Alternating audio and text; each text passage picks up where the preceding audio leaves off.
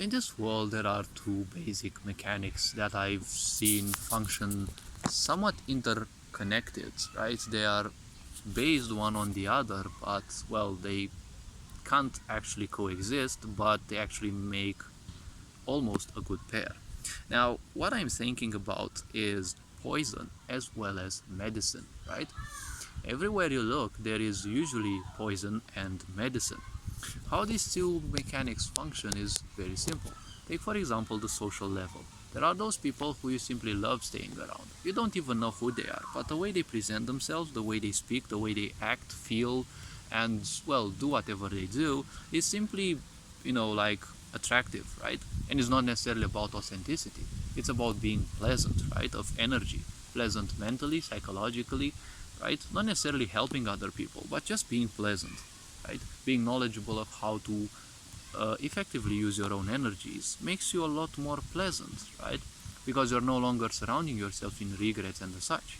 Now, on the other hand, there are those which I call basically the poison, right? These are the negative people whom you basically don't like because, well, they're the opposite. They are, simply said, unpleasant. They always have something to fuss about, they're not pleased about whatever, and they usually spread toxicity and, well, left and right.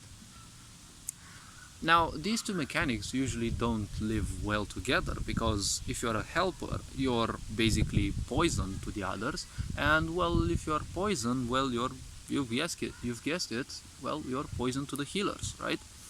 Now, be careful what you choose in life because it will influence your existence, and the point is, whichever of these two sides you pick, it's always gonna be to the detriment of the others, right? Because if people choose, well, usually people choose either of those, yes, but when it comes to choosing the poison side, well, this is more because of, karmic imprints, right? They are having certain things which are not yet healed within them, so they are still vibrating at the level of, being negative, right? Being unfulfilled, being, toxic in a certain way. When you want to be a healer, you'll most likely want to avoid these people because you're gonna be automatically poison to them. Because if you're a healer, you're basically medicine. But medicine is made to cure a poison, right? But if people choose the poison, then you're gonna be basically poison to them, right? So that is why a society which teaches you how to be a people pleaser ain't a good thing.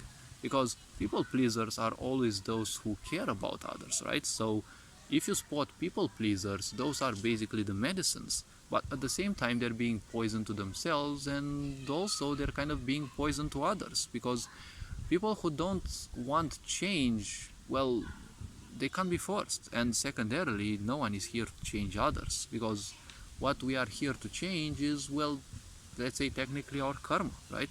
We are here to change our way of life and to improve ourselves, well, to improve us who we truly are, to make us better, to learn more about who and what we specifically are, not ourselves, because the self is more or less a creation and, well, an amalgamation of thoughts, ideas, principles, and whatever we have been learning from other people and using as their own experience. But always make sure you're making use of that which you have as your own experience as well, because what you have experienced ultimately should be more important than what other people have experienced. Their experiences are good, but only usable as support pillars, right? Because you haven't experienced that yet necessarily. So when it comes to the poison and to the medicine, well, if you're poison, most likely you're not aware, because poison equals ignorance, right?